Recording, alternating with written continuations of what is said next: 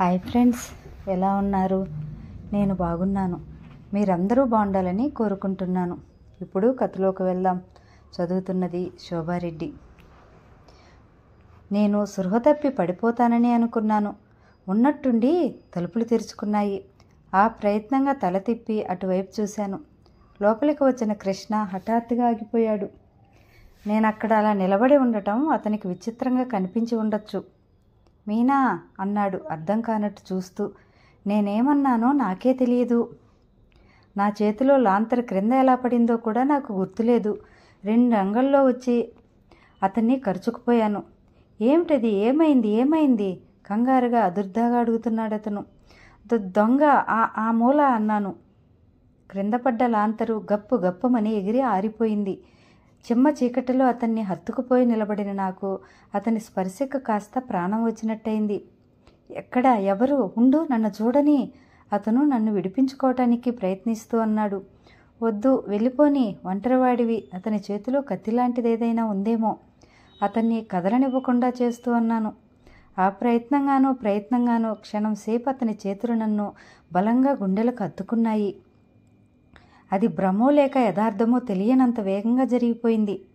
అతను ఆ వెంటనే నా చేతుల్ని విడదీస్తూ, నీ మొహం, ఈ ఇంట్లోకి అంత ధైర్యంగా రావటానికి ఎవరికీ గుండెలు లేవు. ఉండు, లాంతరు ఆరిపోయింది, వెలిగించని అన్నాడు. నాకు భయంగా ఉంది. అతని చేయి గట్టిగా పట్టుకుంటూ అన్నాను.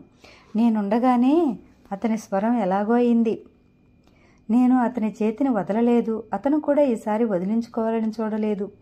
జేబులోంచి అగ్గిపెట్టి తీసి పుల్ల వెలిగించి లాంతరు దగ్గరికి వెళ్ళి లాంతరు వెలిగించి వత్తి సరిచేశాడు. ఏది? ఎక్కడా? ఇప్పుడు చూపించు అన్నాడు. అదుగో ఆ మూల రహస్యంగా చెప్పి చేత్తో చూపించాను. లాంతరు పట్టుకున్న అతని చెయ్యి కొద్దిగా కనిపించటం నేను గమనించకపోలేదు. కృష్ణ నేను చూపించిన వైపు వెళ్ళి రగ్గు చూపిస్తూ ఇక్కడా అన్నాడు. అవును అన్నట్టు తలూపాను. ఈసారి ఆ కళ్ళు లేవు. మనిషి మాత్రం ఒదిగి నిలబడి స్పష్టంగా కనిపిస్తూ ఉన్నాడు. కృష్ణ దాని దగ్గరికి వెళ్ళి ఉన్నట్టుండి బిగ్గరగా నవ్వాడు. ఇదా? ఈ రగ్గా? భలే దానివి. ఇదేమిటో చూడు. చేత్తో రగ్గులాగి దాన్ని కిందకు తోశాడు. చిరిగి దూది బయటకు వస్తున్న పరుపు చుట్టి నిలువుగా ఎత్తి నిలబెట్టబడి ఉంది. దానిమీద పాత బట్టల మూట ఒకటి పెట్టాను. నవ్వుతూనే చెప్పాడు. ఇది ఇన్నాళ్ళు పాకులో ఉండేది. మొన్న వానకు తడిసిపోయిందని అమ్మ కేకలేస్తే వీరాయి తెచ్చి ఈ మూల పెట్టాడు. అసహ్యంగా ఉందని రాజా నల్లరగ్గు కప్పింది రాజు. భలే దానివి, హడలగొట్టావు నన్ను. నేను కళ్ళు పెద్దవి చేసి ఆ పరుపు వైపు చూశాను. అయితే ఇంత క్రితం నాకు కనిపించిన కళ్ళు మాట ఏమిటి? ఇంతలో మ్యావ్ మ్యావ్ అని వినిపించింది. ఇద్దరం అటు తిరిగి చూశాం.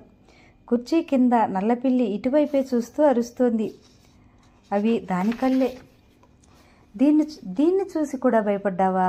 ఇంకా నవ్వుతూనే అన్నాడు కృష్ణ. నాకు కోపం వచ్చింది, అభిమానం వేసింది, సిగ్గు కలిగింది. మహా, నన్ను వెక్కిరిస్తున్నావు. ఇప్పుడు ఇంత క్రితం లాంతరు పట్టుకున్నప్పుడు నీ చేయి కంపించటం నేను చూడలేదనుకోకు అన్నాను. అది భయపడి కాదు, మరింకేమిటి? నవ్వుతున్న కృష్ణముఖం హఠాత్తుగా గంభీరమైంది. నేను వచ్చాగా ఇక భయం లేదు. వెళ్ళి పడుకో. పద, లాంతరు తీసుకొస్తాను అన్నాడు. ఇద్దరం గదిలోకి వచ్చాం. నేను మంచం మీద కూర్చున్నాను. కృష్ణ లాంతరు వేదిక మీద పెట్టాడు. మళ్ళీ అడుగుల శబ్దం వినిపించింది. నేను కూర్చున్న దాన్ని లేచి నిలబడుతూ అదిగో పాదాల చప్పుడు. కృష్ణ క్షణం సేపు తదేకంగా విన్నాడు. ఆవో గేదో విప్పుకుంది. కృష్ణ చుట్టుక్కున లాంతరు తీసుకుని వెళ్ళిపోయాడు. చీకట్లో ఒంటరిగా నిలబడిన నాకు ఈసారి భయం అనిపించలేదు.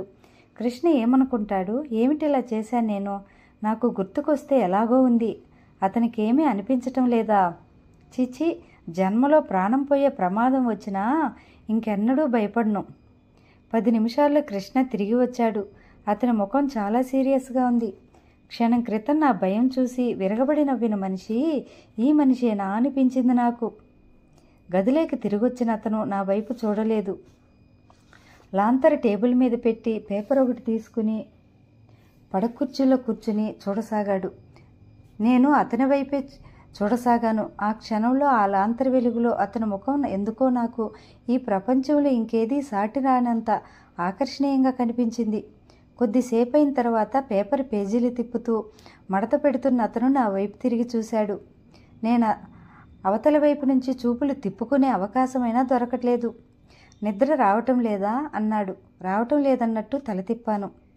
అతడు పేపర్లో చూడాల్సింది ఏమీ లేనట్టు విసురుగా టేబుల్ మీద పడేసి లేచి వచ్చి కిటికీ దగ్గరగా నిలబడి జేబులు తడుముకొని సిగరెట్ తీసి వెలిగించుకున్నాడు. నువ్వు సిగరెట్లు కాలుస్తావా అన్నాను నమ్మలేనంత ఆశ్చర్యంగా చూస్తూ. అప్పుడప్పుడు ఏం లేదు, నేను ఇంతవరకు ఎప్పుడూ చూడలేదు. చాలా తక్కువగా కాలుస్తాను. ఏ అలవాటైనా మనం దానికి బానిస కాకుండా మనం దాన్ని అదుపులో ఉంచగలిగితే పర్వాలేదు అనే సూత్రాన్ని నమ్ముతాను. నేను సమాధానం చెప్పలేదు. చాలా రోజుల తర్వాత గోళ్ళు కొరకాల్సిన అవసరం వచ్చింది నాకు. ఈ మధ్య దాదాపు ఈ అలవాటే మర్చిపోయాను. నాకింక ఎలాగో ఉంది. అతని వైపు సూటిగా చూడలేకపోయాను.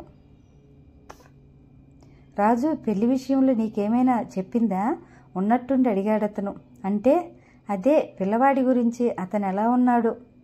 నన్ను అడుగుతావే, నీ చెల్లెలు నువ్వు అడగలేదా? అడిగాను, కానీ కృష్ణ అలా మామూలుగా మాట్లాడి వేరే ప్రసంగంలోకి దించటంతో నాలో సిగ్గు సంకోచం మెల్లగా కదిలిపోయి దాని ఇష్టాయిష్టాలకి విలువ ఉందా అన్నాను. ఎందుకు లేదు, ఉన్నట్టయితే ఆ సంబంధం మానేసేయి. కృష్ణ హతాశుడైనట్టు నా వైపు చూశాడు. రాజుని నువ్వు స్వయంగా అడిగావు, అది నీకు సమాధానం చెప్పింది. అయినా నీకు నమ్మకం లేదు, అందుకే నన్ను అడుగుతున్నావు, అవునా? అవునన్నట్టు తలూపాడు. అంటే అది చెప్పిన అభిప్రాయం మీద నీకే నమ్మకం లేదన్నమాట. అంత స్పష్టంగా తెలిసి కూడా మళ్ళీ నన్ను అడుగుతావెందుకు? కృష్ణ సమాధానం చెప్పలేనట్టు చూసి ఇంకో సిగరెట్ తీసి వెలిగించుకున్నాడు. ముందు ఇది చెప్పు, నువ్వు సుందరిని మనస్ఫూర్తిగా చేసుకుంటున్నావా? అగ్గిపుల్లో బయట పారేయబోతున్న అతను ఆ ప్రయత్నంగా ఆగిపోయి నిటారుగా అయ్యాడు. ఆగిపోయి నిజం చెప్పు రెట్టిస్తున్నట్టుగా అడిగాను. అదేం ప్రశ్న? అడగవలసిన ప్రశ్నే. నీకు మనసు కలిగింది ఆ అమ్మాయి మీదనా లేక ఆ అమ్మాయి ఆస్తి మీదనా? ఏదైతేనే భర్తగా నా విధులన్నీ నేను నిర్వర్తించగలిగినప్పుడు ఆ ప్రశ్నే రాదు. అగ్గిపుల్ల విసురుగా అవతల పారేస్తూ అన్నాడు. భర్తగా విధులంటే భార్యకు కావలసినవన్నీ ఇవ్వటం. కావలసినవన్నీ అంటే? కృష్ణ నా వంక నిదానంగా చూసి కోపం వస్తున్నవాడిలా ముఖం తిప్పుకున్నాడు. ఆ కావలసినవన్నీ ఇవ్వటంలో మనసు అనేది ప్రధానమని, అది ప్రప్రథమంగా లెక్కలేక వస్తుందని నీకు తెలుసా? కృష్ణ చర్రుమన్నట్టు ఇటువైపు తిరిగాడు. తెలుసు. అంతేకాదు 199 మంది ఆడవాళ్ళు భర్త అంటే పిల్లలు, నగలు, పేరు, ప్రతిష్ట, డబ్బు ఇచ్చేవాడని మాత్రమే అనుకునే ఈడియట్స్ అని కూడా నాకు తెలుసు. నూటికో కోటికో ఏ చాదస్తులకో ఏ మూర్ఖులకో తప్ప ఈ రోజుల్లో ఈ మనసు దానితో ఎవరికీ పని లేదని కూడా తెలుసు. నేను అడిగేది రాజేశ్వరి విషయం, నా విషయం కాదు. అనుకోకుండా అతను చూపించిన ఈ ఆవేశానికి నేను క్షణం సేపు నిరుత్తరురాలనయ్యాను. కానీ అతని కోపానికి ఏమాత్రం జంకని దానిలా నేను కూడా తీవ్రంగా అడిగాను. నీ విషయానికి రాజేశ్వరికి చాలా సంబంధం ఉందన్న సంగతి నువ్వు మర్చిపోకు. నీ కోసం కాకపోతే అది చస్తే ఒప్పుకునేది కాదు ఈ పెళ్లికి.